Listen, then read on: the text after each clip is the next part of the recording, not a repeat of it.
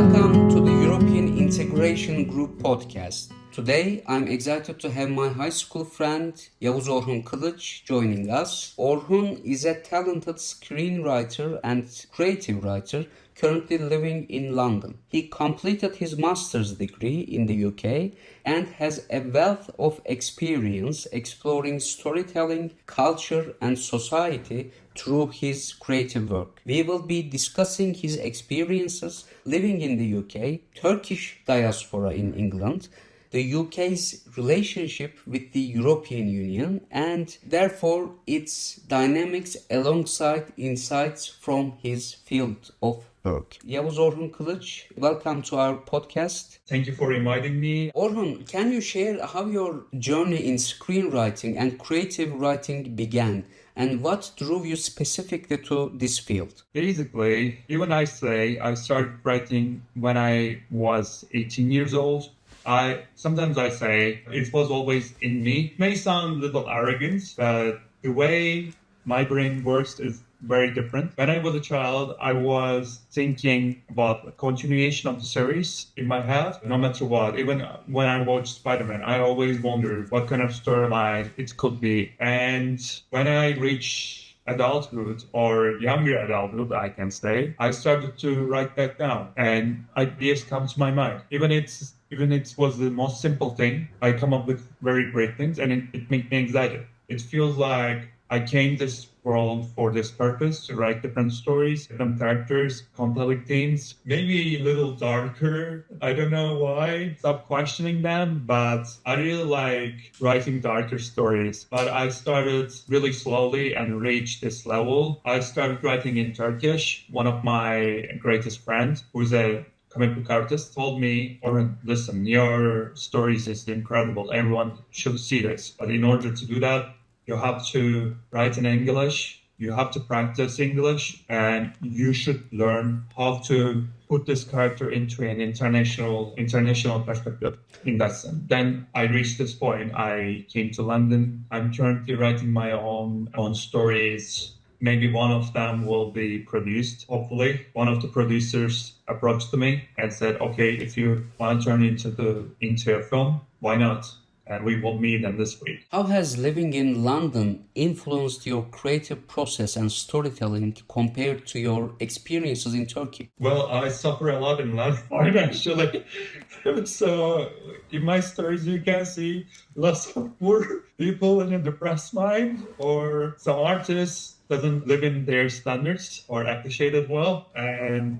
But this is the way you should foresee before you step on this career. Many, like our founder, Atatürk once said, everyone can be any profession they want, but not everyone can be an artist. This is something I feel in London. Besides that, London is a place that many artists actually gather together, and you can see there's a history, there's a culture, different people, various events going on. So there are so many things you can get inspired easily, and you can come up with different settings, different themes, different storylines. Yeah, it's as simple as that. I didn't study in London. I just moved to London because I have good connections in here. I studied in Norwich in University of East Anglia. I think one of the best creative writing schools in the world now. And many people say it is the best because our founder has won like 4 Nobel Awards in literature.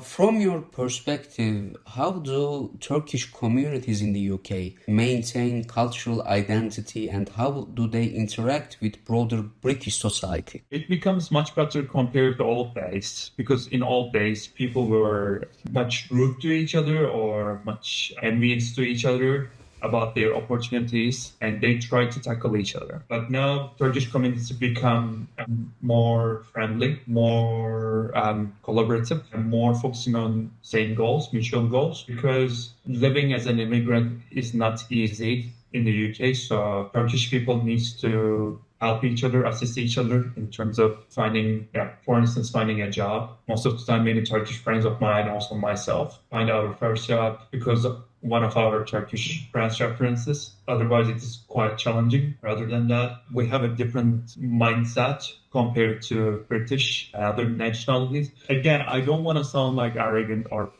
prejudiced, but we are more practical thinkers. I believe Turkish people are actually smart, but we don't tend to use it that much. Yeah, and what I say, our communities can still develop in some ways in terms of creativity as well. But thankfully, I'm actually try to contribute to that. I have lots of good. I have a friend who's also from Turkey who tried to write plays. There is an actor I know. We are coming from the same class in Bilkent. I studied in Bilkent as well, and he was sitting next to me in the scriptwriting course. He's in there in Edinburgh as well, but he's an actor. He's a very good friend of mine. I also tried to arrange him a job, like because I also have an agency, right? So I also work on the agency here. Could you please also tell about your agency? I also found my own agency because it's much easier to collaborate and reach out artists because many artists doesn't have funds or financial requirements to finish their projects or bring some people together. So this agency tried to help their project to be finalized and to be shown the platform they want to do it. But yeah, I also do consultation for them. But most of my clients are Turkish. Like I have a very good friend of photographer. I recently met with a very good director. Sorry, I cannot name those because I didn't ask for their permission. But yeah, there are so many creative people coming from Turkey. It doesn't matter where they are coming from. It's a much what they become is much important. I guess it's a much better. It's a more mature. Yeah. What differences have you noticed in the way British audiences engage with creative content versus Turkish audiences? In terms of, I only see them. I think the first thing comes to my mind. British people tend to be more focusing on teamwork, but our people, Turkish people, tend to be more individualistic, consisting of me as well, like including me. I have some theories on that, but I might be wrong. Orhun, is this because of Turkish people living in UK would like to do their stuff on their own because they don't get along with other Turkish people from their background? Or are you specifically saying this with respect to Turkish people, Turkish screenwriters or creative content creators in Turkey as well? With respect to that, like the thing I want to say is more related to every field Turkish people do. We like to compete a lot with each other instead of developing ourselves. This is something we should change. I try to change by myself as well, but it's not the fault. It's more about the system we raise because we want to be the best. Everyone tries to be best, and we cannot stop. Everyone wants to be the best screenwriter. Everyone wants to be the best director. Even when you come together, there are some conflicts with each other. I work with lots of sets in Turkey, and I saw that unfortunately many people lose their focus and just try to compete with each other. It actually damages the project more than their reputation, I guess. We just need to stop and we just need focusing on ourselves and our improvement. This is one thing I learned from British people or any people from the Europe. They're only focusing on themselves and focusing on finishing the project instead of compete with a random people I just met.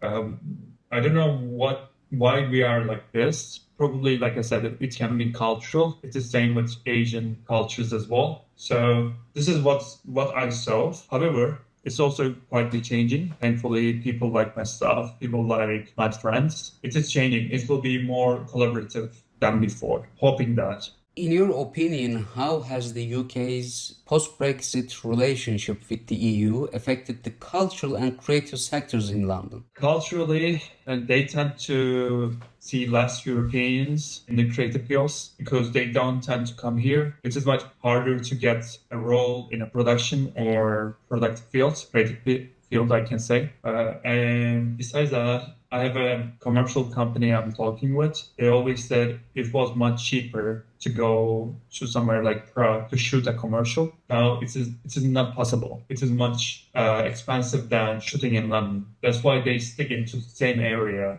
And there are less areas to shoot and rent. This is another thing. When I sent the synopsis to some producers, the first thing they said, oh, where can we shoot this? Like, do you know any location? Do you know any friends? And I said, this is another thing you should think about. Like, when you are a creative person, you should have to know so many people and you should have good connections in order to finalize your project. That's why I tend to talk with lots of people, even in a random street. This is one of the best advice somebody gave me when I was in Bilkent. They said, if you want to write a good story, you have to talk with everyone around you without any judging or biased decisions, biased opinions. Yeah. Could you please tell us the details on how was the progress on applying Masters of Creative Writing in UK? What kind of documents did you submit? Again, I don't want to praise myself, but before doing that, I have written. I just can't it because I was really obsessed with, okay, I want to get all my applications to be accepted. So I just count all my scripts I have written since I was studying in politics in the Balkan. I have written 50 scripts, feature films, comics, TV shows, everything. When I applied for University of Design, their UVA, I just checked their requirements and see, okay, 3 short stories. Nah, this is not my field. 1 pilot episode, 45 minutes. And I really like that. I just said, okay, I will just do this. And then I just set up and come up with a very good TV show concepts about a guy who lives in a cyber world who tries to be a chef, but being a chef is useless because they don't earn anything. And in this world, people chew gum instead of eating food. That's why he needs to find a perfect taste that gum factories couldn't copy that taste. He finds something, but in the end, he starts a pandemic because he found a virus as well. And it is related to his ethical decisions versus his dream, following his dream. Whether follow your dream or follow your morals. I can say there was a dilemma or conflict like that. Yeah, I just write that down like in 2 months or 3 months. I don't remember exactly. Then I submitted and my dear professor, Steve Walters, just connect with me and just said, okay, we would like to interview you and I will make my decision. Of course, I also research on him background, what he likes, what he doesn't, what kind of story books he follows, he accepts. So he just interviewed and he just said, okay, you can be the first Turkish person who answered this question. I said, why not? And he just gave me the opportunity to do that and gave me the grant around. It's not like full funding, like sponsor or whatever. It was like 15% the fee. That's a good start, I think. The field you are working in is quite challenging. There are many challenges. You have to be really good even to get that funding, right? I mean, yeah, like because there are only 3 people can come to that area in terms of international students because your English level should be higher than anyone, even in their countries. And there were me, one of my Filipino friends, and one of the Indian friend of mine. We were the only international students in all class. The others were Americans or British people, or people from UK, like Scottish or Irish. Can you share examples of projects or narratives you have worked on that explore cross-cultural themes between Turkey and the UK? Interesting. Like for me, one of the things I kind of explore in my stories is the individualism, which is something like what's our individual goals, how we describe ourselves. And it is quite different. When I use a UK setting, probably it will be much different to tell. But in terms of Turkish theme, it will be much different. The reason of that is the culture, obviously, because we tend to,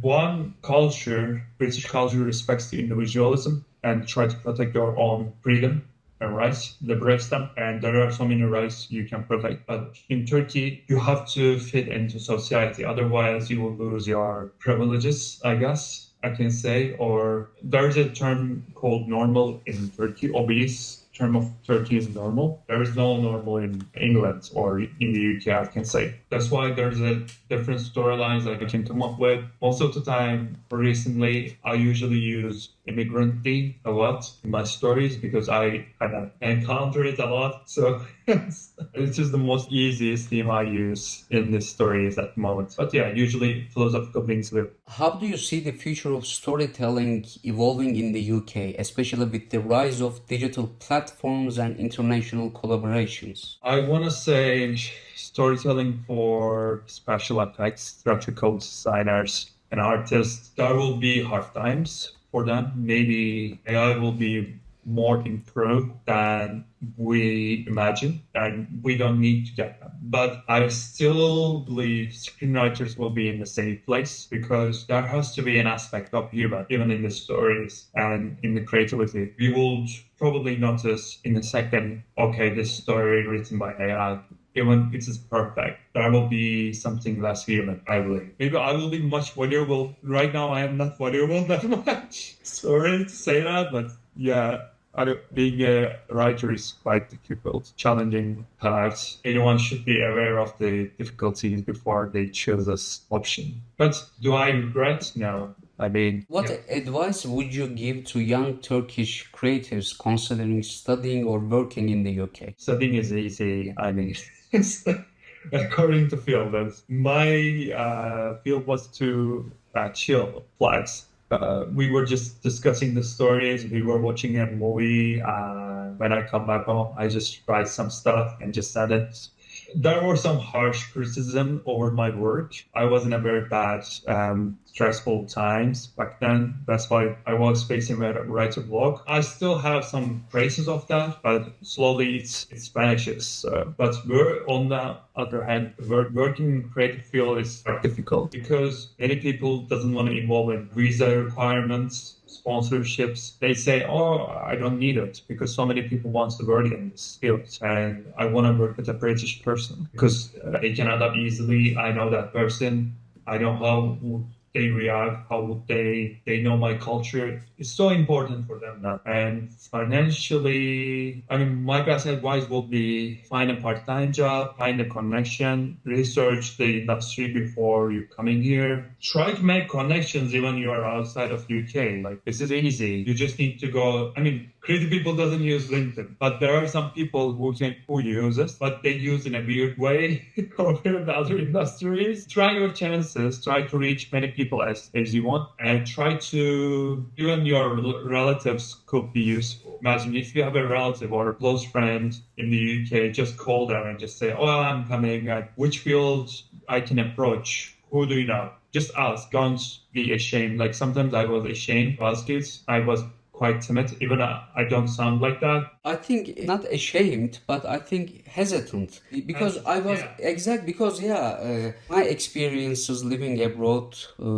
was pretty much similar, but then you have to break that. Be active. Yes. Yeah, be active. Yeah. Yeah, because it's a cultural shock, really. Because in Turkish culture, we don't tend to approach people that much. We don't tend to talk about our professions, our desires, what can be useful. It feels like, since we are on the record, I don't want to say, I will say it out through the record, but it feels like something bad, something morally bad. Many people say, look at this. I mean, I don't want to waste time with it. But in the UK, or in your case, in the US, they will expect you to be more active. Talk about your passions. Talk about your things. How would you describe yourself? How would you be useful in this project? Just tell me and just try to convince me. This is how they work. This is what they are doing from the start of their, probably from the high school. They tend to work in part-time jobs. They tend to meet with lots of people. It's compared to us in Turkey. I just remember we went to KFC after the basketball game in Panora, like when we were high school. Right. Instead of just going to like meeting with some professional people. This is kind of sad. It's not people's fault. It's more like It's more of a cultural thing. The way we have raised, the way we think, the way we proceed. we were raised. Yeah. If you want to be successful in here, You need to be active. You know me, how active I am. Sometimes depressed a lot, which I also have like imposter syndrome, pushing myself. Like I don't listen to my voice. Totally My voice, understandable, right? this Orhun, is finally, looking at both the political and cultural landscape, what opportunities or challenges do you foresee for Turkish creatives in London over the next 5 years? in 5 years. Well, probably it will be much harder to get some visa requirements, not just for Turkey, for all the nationalities coming from outside, because what they believe, there are so many people and there are so many people who don't have any job. Yeah, like unemployed, we say. And they try to bring those people, fill the positions from inside, like internal positions. They tend to rise the population of British employees, I can say, instead of international people. That's why they are biased against bringing in new people from outside. But even in the creative industry, like I wish I was a doctor. Like there are no doctors in UK or there are no technicians in the UK IT skills.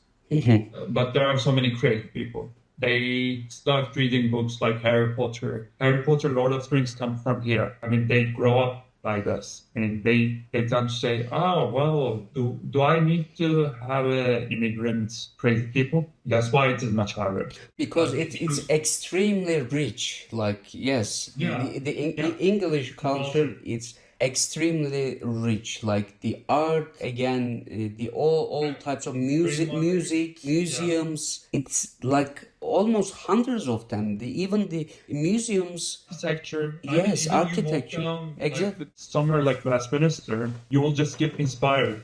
I mean, you see how they shape their world by art. Right. You cannot convince those people to, I'm coming from a different country.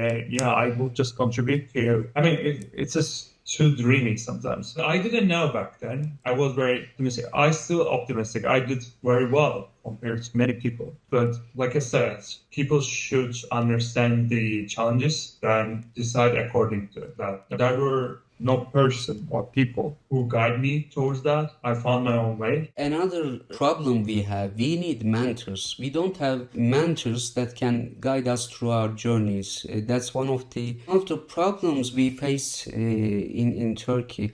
And but you mentioned these challenges, but also these challenges also lead to opportunities, because you as an artist, as a screenwriter and creative writer, you challenge yourself, right? Because in London it's so rich. If you were somewhere else, somewhere easier, yes, maybe you would be living in a much comfortable life, but you wouldn't be challenging yourself, and that's what you need in art. I mean, you can't be productive. You can't be part of anything. You can't show yourself. You can't show your ideas. Well, Orhun, thank you very much for your time, and Thank you for inviting me again. greetings to London. See ya.